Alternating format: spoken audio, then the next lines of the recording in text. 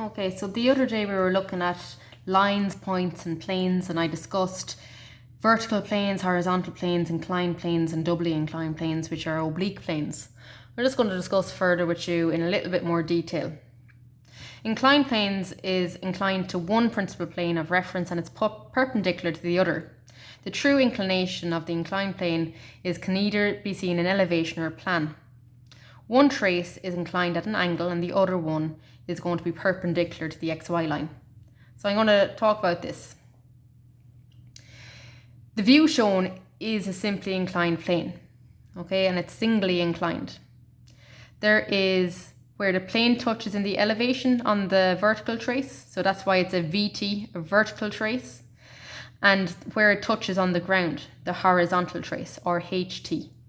I'm going to show you this in an actual question. You did this in junior cert without actually ever realising it. We did VTHs where it cut a solid and cut the top off the solid.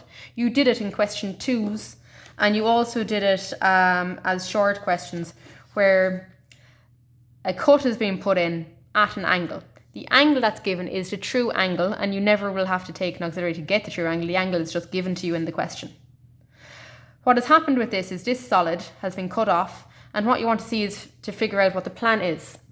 How you transfer points is you basically just take the points from elevation and you bring them down to plan and find them on the relevant lines. So they're just transferred like any orthographic, just down vertical. So there is no new learning here and you're just finishing off the plan. Okay, so a simply inclined plane is something you've dealt with since first year. Okay, and points are just transferred directly down to get your solid or your shape. What we're seeing over here is the oblique plane. And the oblique plane is much different. Okay, you can't just transfer points up and down in elevation. They don't work like that. Okay, and I'm just going to show you from the notes here. So we're going to slide 79, oblique planes.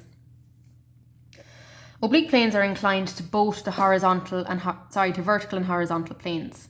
The angles that the trace makes to the XY line in elevation and plan are apparent angles.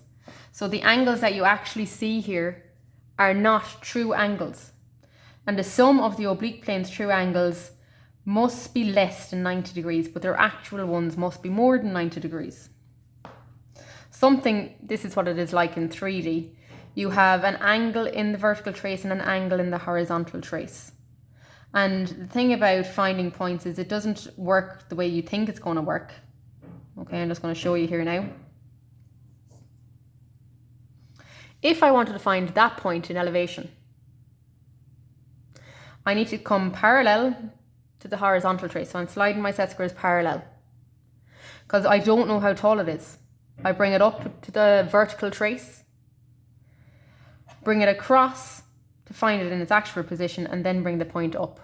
It's not a matter of just bringing the point up and you're given a height and it works. It doesn't work like that. So I'm just going to, you go parallel to an edge. When it touches on the XY line, you bring it up. And then it has to be in line with the one in plan. So you bring it across and bring P up to meet it and you'll find it in elevation. Okay, so that's how you transfer things in the oblique plane. And this slide, you have it. The same can be said for a line. Oh, okay, there's a second way to do it. You can go do it the complete opposite way. You can take it horizontal, bring it up to the XY line, and then go parallel if you like, and then bring it up. Both methods work. It's the same thing done, just the opposite way around. The same can be said for a line. Again, you can bring it across, bring it down, parallel to the edge, and directly down underneath. And again, you can work in reverse. You can go parallel to the edge, bring it down vertical, and then bring it down to meet it. Okay, so it's the same thing done in just the opposite way around each time. The same can be said for a line. You do the same for each individual point. So you do one point at a time. Bring it across, down, at the angle, and down to meet it. You found B. Do the same at the other point. Across, down, parallel, and down to meet it. Once you have your 2 points, you can draw the line. I'm going to do that now, and we're going to do an actual proper question to implement this. So I have PT, just over here to the left hand side. This is a sliding set square operation, so you need both set squares in order to do this. I'm going to find P and T up in elevation. Come parallel to the HT.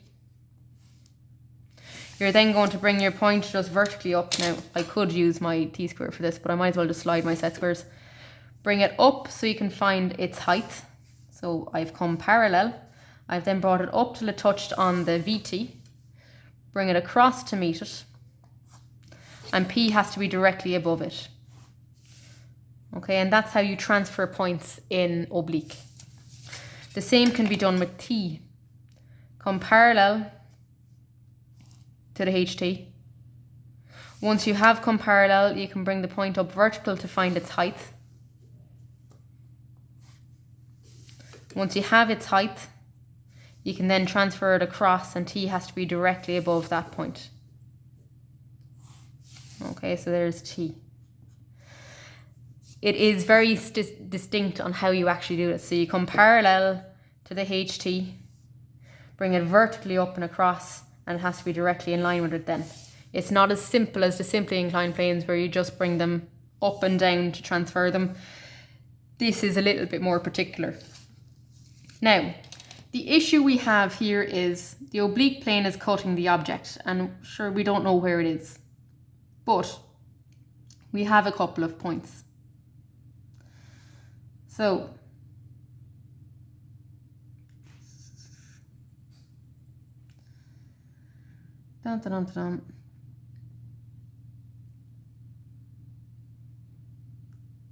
the apex has just been cut off in this question. If I want to find this point in elevation, I would just slide my set square, bring it up vertical, and transfer it across to find it in elevation, which I found it here. Okay, next one. This point here.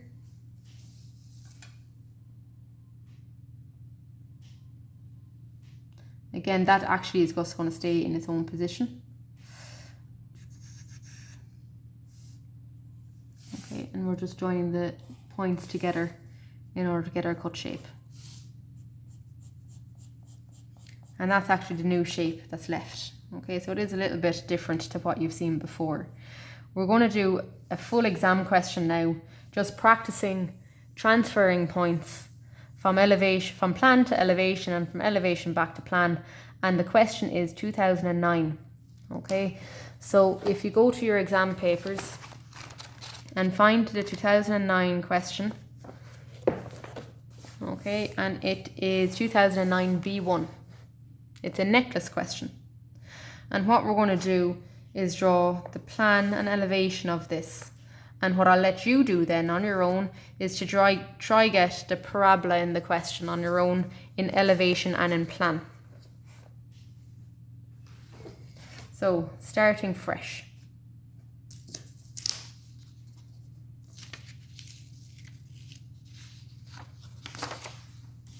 Start off with a blank page, like I have it here. Okay, this is 2009 B1, and this is oblique. Okay, so it's the oblique plane.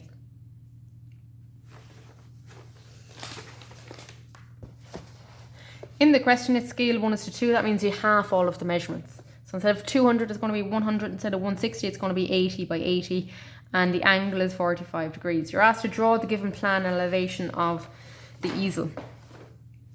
With that in mind, you're going to get your T-square and set square aligned, and we're going to draw the plan, which is literally just a square that's 80 by 80, and the angle that it's going at is 45 degrees.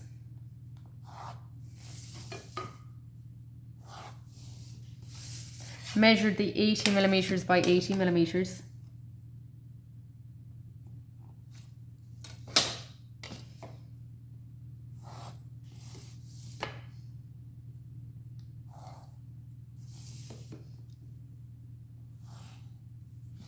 And when you've that done, I'm just going to double check that it is 80 in the opposite direction. It should be.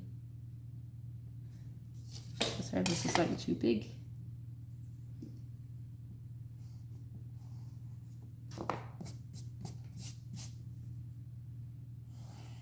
Grand.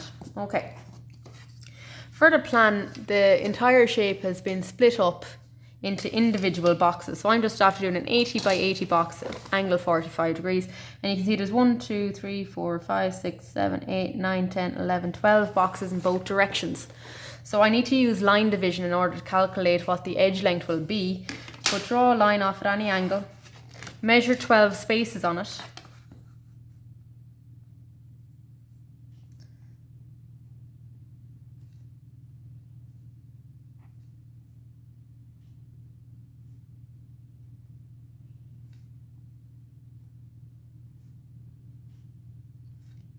And transfer these points across.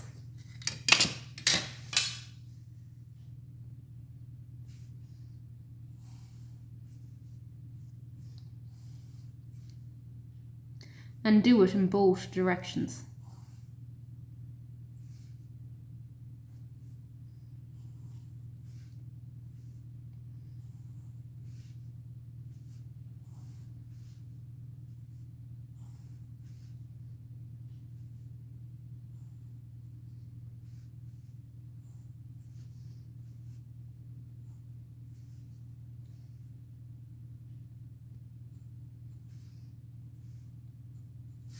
Okay, so once you've your line division done once, you can do all of those 45-degree lines in one direction. And then you can repeat this process on the left-hand side.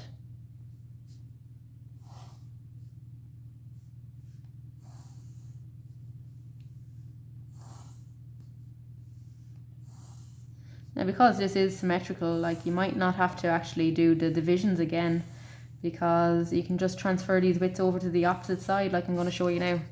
So these divisions on the right hand side, you can just transfer them over to the left.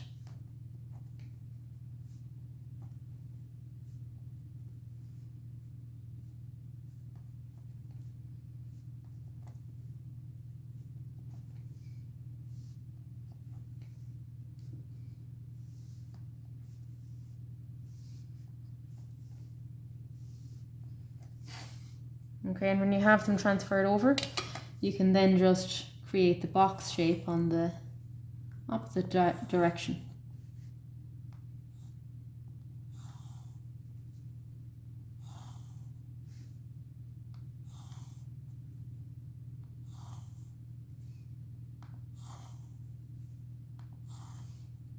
Create the necklace shape that you've been given from the question.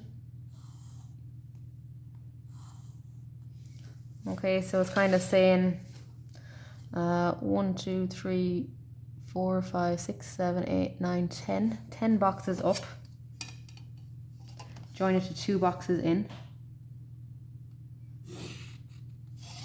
on both sides.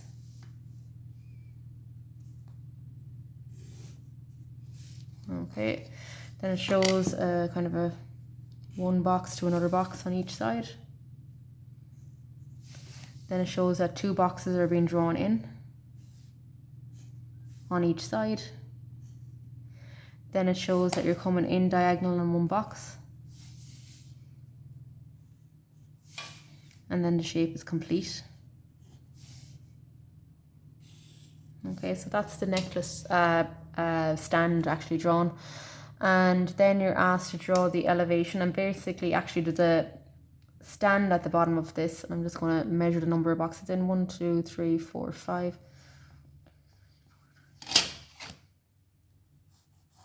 And that measures 6 boxes in width in total.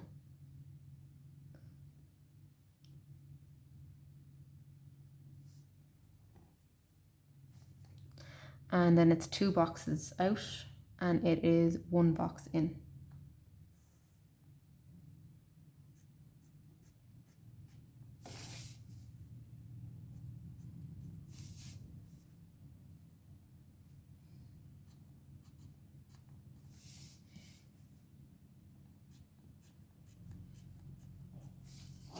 Okay, so that's the plan drawn. You're then going to draw the elevation.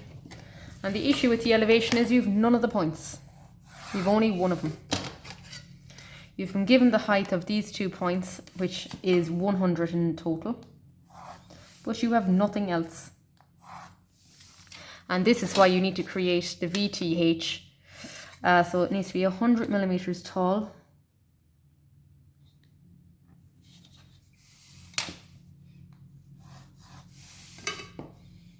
So we have the top 2 points of the necklace.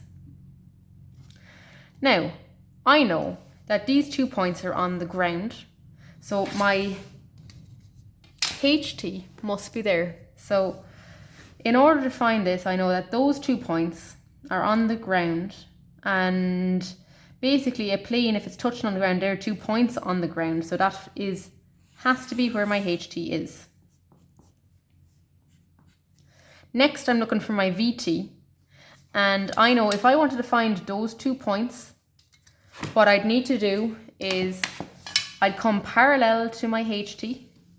So let's say even if I just pick this point, remember you come parallel, see where it touches on the ground. So this is using the construction I was showing you there moments ago. You'd bring it up into elevation, and now we actually have it in its correct place. You'd bring it across. This point here must be a point in your vertical trace then. We're just using the construction in reverse, and we can draw that VT in. So I'm just going to do this in colour to explain what I'm talking about. Normally when you're looking for a point in plan, you would come parallel to the HT. So I've come parallel. You then bring the point up. And normally it would touch the VT and you'd bring it across. But we actually had the point, so we brought it across instead and saw where the 2 of them meet. That must be a point on your vertical trace. So now that we have our vertical trace, we can find all of these other points up in elevation. These 2 points are on the horizontal trace, so they touch on the ground. So you can just find those 2 points directly on the ground as it is, so that's fine. With all of the other points, you need to transfer them like you did these 2. You're going to come parallel till it touches on the ground. You're going to bring it up till it touches on the VT, so you've got a height. You'll bring them across. Sorry, you actually can't see that. I'm going to go through the VTH again because I realised that you actually didn't see what I was talking about. You'll bring it parallel up till it touches the VT and across to meet it. Okay, that's how the points being transferred works. So these are 2 points that we actually have, the in plan and in elevation, but we didn't have the VT. You bring it parallel to the HT, see where it touches on the ground, bring it up. Now we didn't actually have this line, but we brought the point that we did have across, and that must be a point on the VT, then you can draw it in. The same works in reverse for every other point. Okay, and we're going to just, as I brought that point out, parallel to the HT, I'm going to bring it up to the VT and across, and that point, I just need to bring it directly up now and see where it touches. Okay, and it touches right there. Okay, in line with that is the far side, which is obviously at the same height, so if I can bring it up also, I found the position of it. Next point. Okay, there are 1, 2, 3, 4 points all in line, which means they're all at the same angle. Bring them all up parallel until they touch the XY line. Bring them up vertical till they touch the VT. And now we found its height. It's along this line somewhere. And on it, I'm going to find 1, 2, 3, 4 points on it. So number 1, 2, 3, and finally 4. Okay, we can start now joining this shape together.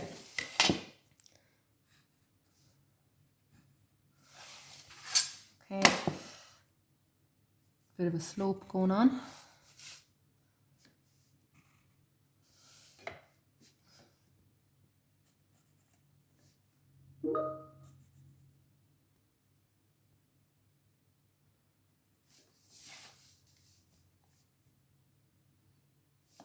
the slope goes to the front. And basically I'm just drawing exactly what was given in the elevation. Finally, these 2 points are on the ground. So this is a stand at the back. They're on the ground. And I need to find these 2 points. So bring them up parallel, up the correct height, and across into the elevation, and find those 2 points on that height line. Here's one of them, and there is the second one of them. Join them to the base points. So that's at the back, so it'll be hidden detail. Heavy down to the ground. That's completely at the back essentially, and down to the ground. Okay, so basically the learning from this so far is that any point that you want to find in an oblique drawing, I know it's oblique because it's 2 angled surfaces, any point that you want to find, all you're doing is drawing the points parallel in elevation, or sorry, in plan, drawing them parallel, seeing where they touch the ground, bring them up to the VT and across into position. So I'll just do one in colour so you can repeat pretty much the same thing over and over and over again. So let's say this point, you bring it parallel to the HT. You'll bring it up till it touches the VT. When it touches the VT, you'll bring it directly across. And to find its true position, then you'll just bring the point directly up, and that finds its position. You do that with every single point. Part B of the question. Okay, so we'll just go for it now. We were first of all asked to draw the elevation plan, which we've just done. Now it says draw the outline of the necklace in plan and elevation. It is a parabola, and the parabola is 6 boxes wide by 9 boxes wide. I think I just wanted to double check that. 1, 2, 3, 4, 5, 6, 7, 8, 9. Yeah, 6 boxes by 9 boxes wide. And because you have boxes, they're actually already divided for you. So this should make this a lot easier for you. Okay, so I'm just going to draw half of this, which is going to be a 3 box by 9 box. Okay, and it's actually already divided up into 3s for me. So every 3 boxes is what you could do here. Bring the first 3 to the vertex, see where it crosses the first line. Second 3 to the vertex, see where it crosses the second line. And then I have my 3rd point. And then transfer these across to the other side, so very fast. And in fact, it's actually nearly easier to draw it out on the other side. 3 boxes to the vertex, get it on your first. Sorry, no. The next 3 boxes, bring it to the second line.